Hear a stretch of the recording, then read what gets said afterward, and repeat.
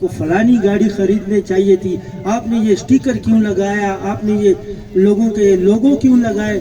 تو میرے بھائیوں, یہ ایک لوگو جو ہے human rights protection and social justice کا ہے, اور یہ میری جو مہم ہے یہ ایک گوانلہ مداخل کے لیے نہیں تھی. میرے گوانلہ مداخل کے جو کمیٹی کے ساتھی ہیں ان سے میں الوداع کروں گا, اور یہ ہمارا سفر تقریباً کمپلیٹ ہو گیا انشاءاللہ تعالی. اس کے بعد جو مزید تورغر کے ولیج کونسل ہے, میں ہر ولیج کونسل کے ساتھ اسی طرح جدوجہد کرنے کے لیے اور ان کو ایک پلیٹ فارم میں لانے کے لیے یہ میرا عزم ہے, اور میرا یہ ٹارگٹ ہے انشاءاللہ تعالی کہ 10 سال کے عرصے کے اندر تورغر کے جتنے بھی ولیج کونسل ہیں ایک بھی ایسا نہیں بچے گا جس کی ذاتی امبولنس نہ ہو انشاءاللہ.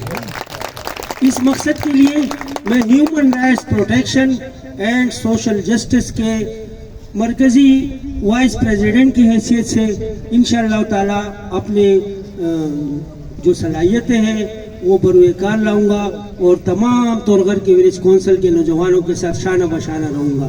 اس لوگوں کے لگانے کا مقصد یہ ہے, لوگ اعتراض کرتے ہیں تو میرے خیال میں یہ جواب ان کے لیے کافی ہونا چاہیے کہ جو ایک لوگو لگا ہے ہیومن رائٹس کا, میں خود ہیومن رائٹس کا عہدیدار ہوں, اور یہ جو گاڑی ہے یہ ہم نے HRPSJ کے ساتھ رجسٹر کرا لی ہے. وہ ہمارے ایک طرح سے قانونی سرپرست بن گئے ہیں. کل کو کوئی بھی قانونی پیچیدگی آتی ہے, کسی بھی ادارے سے کوئی بھی معاملہ آتا ہے, تو انشاءاللہ تعالی اس کو HRPSJ اپنے پلیٹ فارم سے ہینڈل کرے گی.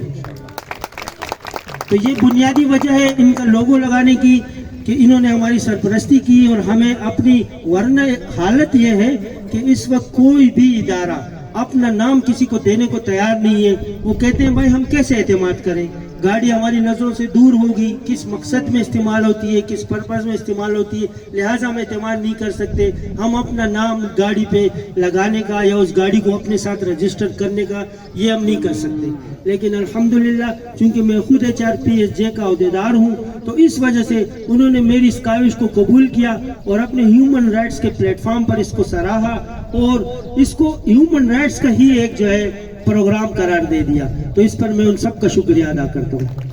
دوسرے نمبر پہ اس گاڑی پہ ہم نے لوگو لگایا ہے. جن کو لوگوں کو اعتراض ہوتا ہے کہ لوگو کیوں لگایا ہے, تو میرے بھائی یہ جو لوگو لگا ہوا ہے دسترخوان فاطمۃ الزہرا فاؤنڈیشن راولپنڈی کا, ان لوگوں نے سب سے زیادہ ہمارے ساتھ تعاون کی. 11,60,000 روپے اس عرصے میں ہم یہاں جمع کرتے رہے, وہ وہاں جمع کرتے رہے, تو انہوں نے 11,60,000 جمع کیے. جب ہم نے کہا بھائی اب ہم گاڑی خریدتے ہیں, آپ اپنی رقم ہمیں حوالے کریں, تو 11,60,000 کا انہوں نے چیک بھیجا, اور وہ سب چیزیں ریکارڈ پر موجود ہیں. تو اس وجہ سے ہم نے ان کا اسٹیکر جو ہے گاڑی پہ لگایا ہے کہ یہ زندہ قوموں کی یہ نشانی ہے کہ وہ اپنے محسنوں کو بھولتے نہیں ہیں. تو یہ ہمارے محسن ہیں. تیسرے نمبر پہ اسٹیکر لگا ہوا ہے پروجیکٹ ریس داؤدی بورا انیشیٹ کا. تو یہ جو اسٹیکر ہے اس وجہ سے لگا ہے کہ داؤدی بورا جماعت نے 6 لاکھ روپے کا تعاون ہمارے ساتھ کیا. ہم ان کو اس تعاون پر شکر گزار ہیں ان کے, اور ان کے اس تعاون کی جو ہے ہم اپریشیٹ کرتے ہیں کہ اس کی وجہ سے ہمیں یہ سنگ میل طے کرنا آسان ہوا. تو یہ ان کا حق بنتا ہے کہ اس گاڑی پر ان کا اسٹیکر موجود ہو ایز اے ڈونر. اس سال اس پہ ہم لکھیں گے اے ڈونر, کیونکہ ڈونیٹڈ بائی تو نہیں لکھ سکتے, کسی ایک نے ڈونیٹ نہیں کیا ہے, لیکن سب نے ڈونیشن کی ہے, تو ہر ایک اے ڈونر ہے. جس طرح فاؤنڈیشن والے ہیں, جس طرح داؤدی بورا جماعت والے, اس طرح ہمارے تمام دوست احباب جو یہ سب ڈونر ہیں. لیکن ہم نے صرف ان 2 کا اسٹیکر لگایا کیونکہ یہ ادارے ہیں. باقی جو ہمارے ساتھ تعاون کیا وہ افراد نے کیا ہے. اب اگر ہم افراد کے نام لکھنے لگے یا اس کی تصویریں ڈالنے لگے تو پوری گاڑی کے ایک نٹ پہ بھی جگہ نہیں بچے گی بھائی, تو وہ ممکن نہیں ہے. تو آپ لوگ اس پر اعتراض نہ کریں. میرا خیال ہے کہ جن بھائیوں کو اعتراض تھا ان کو ایک جامع جواب مل چکا اس بات پر کہ آیا ہم نے یہ اسٹیکر کیوں لگائے. یہ ہم ان کے مشکور ہیں, شکر گزار ہیں, اور جب تک یہ گاڑی رہے گی یہ اسٹیکر اس پر سجا ہوا رہے گا انشاءاللہ تعالی. سب بھائیوں کا بہت بہت شکریہ. اور آخر میں وہ پشتوں کا ایک شعر ہے نا جو ابھی بھائی نے کئی دفعہ دہرایا بھی, وہی تو ہمت سر سڑے رسی منزل تا او بے ہمت د موقو په انتظار.